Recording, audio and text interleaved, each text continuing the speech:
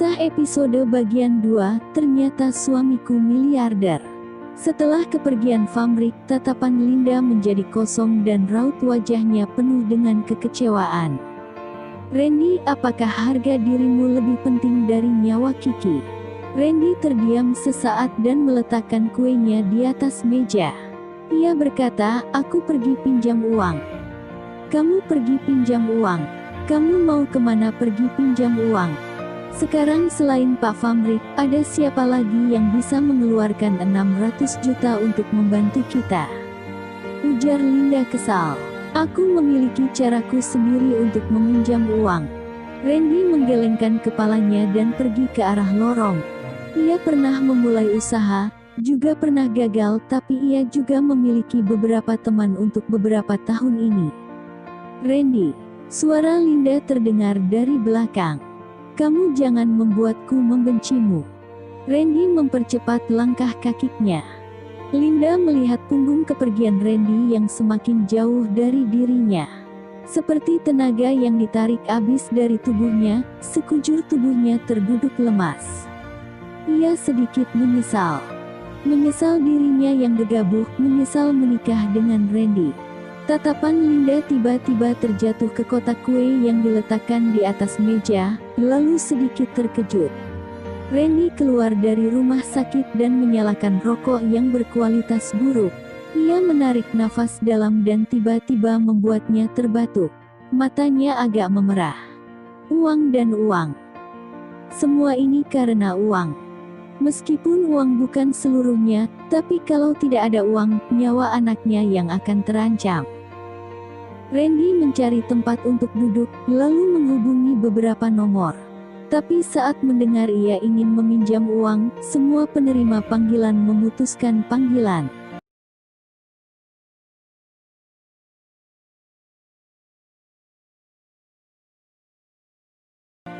Akhirnya ia menghela nafas dan mengeluarkan telepon untuk menghubungi nomor telepon yang asing.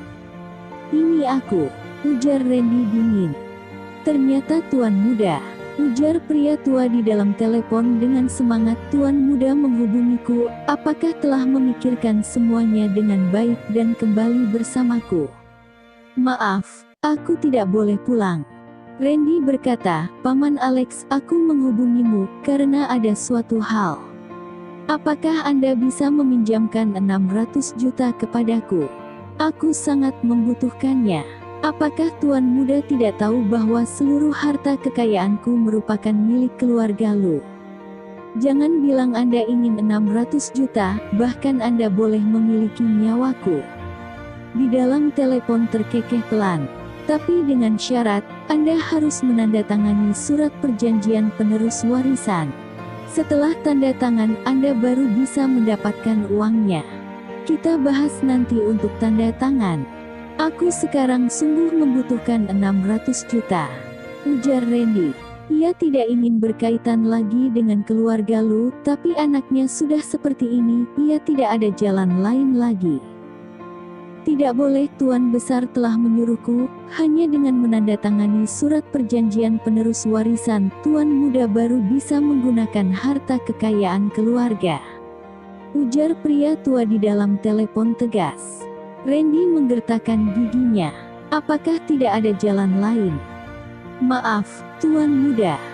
Randy menarik nafas dalam. Ia mengangkat kepalanya untuk melihat langit dan memasang senyuman yang menyindir. Apakah akhirnya ia memilih untuk menuruti perkataan ayahnya? Iya, sudah harus ia lakukan demi anak perempuannya. Baik, akan kulakukan, ujar Randy. Ia bisa merasakan kesakitan pada wajahnya. Di manakah kamu sekarang? Aku sedang di perusahaan Wijaya. Di mana Anda berada? Sebaiknya aku menyuruh orang untuk menjemput Anda. Ujar di dalam telepon. Tidak perlu, aku segera pergi mencarimu. Randy memutuskan panggilan. Atas kepergian ibunda Randy, sejak itu hubungan Randy dan Dian Lu dibatasi oleh kebencian. Awalnya dia mengira seumur hidup pun tidak bisa melepaskan kebencian ini dan menerima kesalahan ayahnya. Tapi anaknya sedang sakit berat, ia sudah tidak ada jalan lain lagi dan memilih untuk menundukkan kepalanya, berinisiatif melepaskan rasa dendamnya. Kehidupan ini memang sangat menyebalkan. Randy mematikan rokoknya di tanah dan berbalik badan naik taksi menuju perusahaan Wijaya.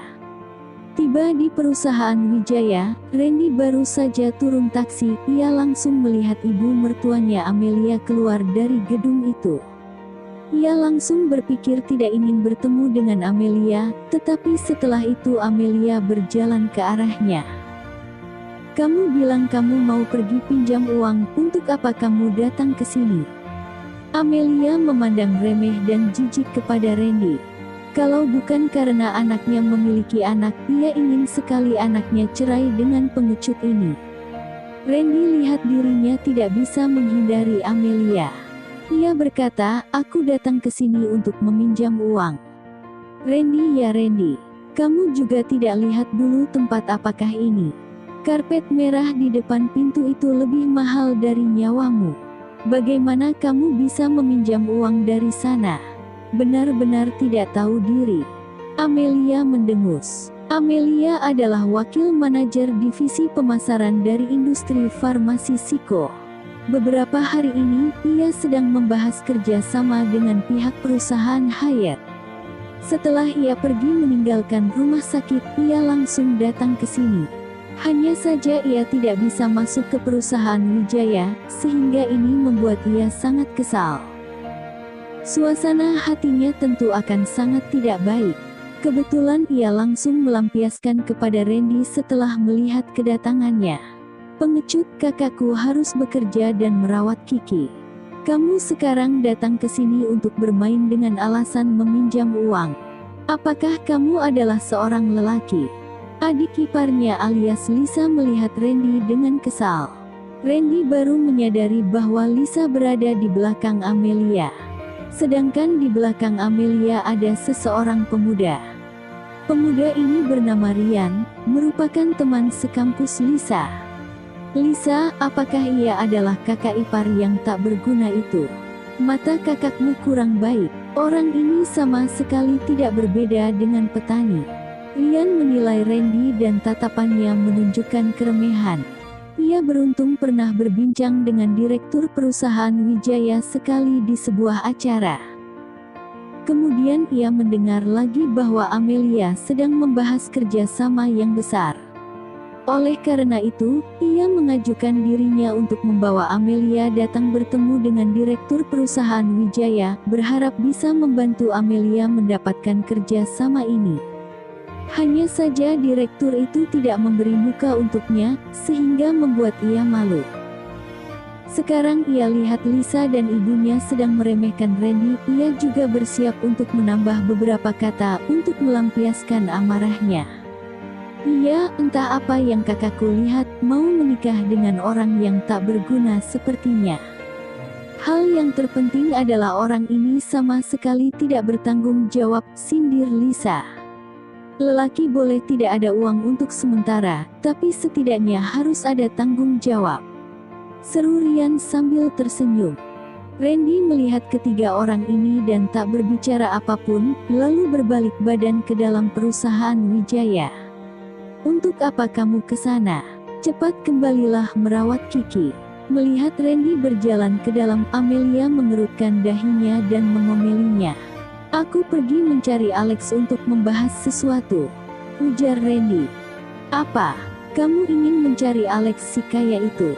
Apakah kamu mau diusir seperti anjing?" Seketika Amelia kesal dan menjulur tangan untuk menahan Randy. Randy hanyalah seorang petugas keamanan yang kecil. Kalau ia diusir, maka ibu mertuanya akan sangat malu. "Jangan halangi aku, ibu. Aku sungguh ada masalah mencari Alex," ujar Randy mengerutkan dahi setelah tangannya ditarik Amelia. "Apakah kamu ingin menjadi lelucon? Alex merupakan orang terkaya yang pertama di kota Yuzoda. Kamu hanyalah petugas keamanan yang kecil, apakah berhak untuk bertemu dengannya?" ujar Lisa sindir. "Kamu tidak boleh berkata seperti itu. Mungkin karena kakak iparmu merasa memiliki marga yang sama dan merupakan satu keluarga dalam 500 tahun yang lalu. Ucap Ryan penuh sindiran. Randy agak kesal. Apakah mereka hari ini menopause secara bersamaan? Tapi ia juga tidak boleh marah kepada Amelia. Ia hanya bisa mengeluarkan telepon untuk menghubungi Alex untuk turun menemuinya. Di saat ini, ada seorang wanita dengan tubuh yang sempurna dan memakai setelan formal datang. Melihat wanita cantik datang, Amelia melepaskan tangannya dari Randy. Wajahnya menunjukkan kecurigaan. Ia adalah sekretaris pribadi Pak Alex, ujar Lisa. Mungkin mereka merubah sikap mereka dan datang memanggil kita kembali. Tante Amelia, selamat Anda akan mendapatkan kerja sama ini, ujar Ryan penuh hormat. Apakah sungguh mencari kita kembali untuk membahas? Amelia sedikit tidak percaya, tapi wajahnya menunjukkan sedikit kesenangan. Tentu, di sini hanya ada kita, lagi pula kita juga telah berbicara dengan mereka. Mereka tentu datang mencari kita, ujar Ryan dan mengangguk pasti.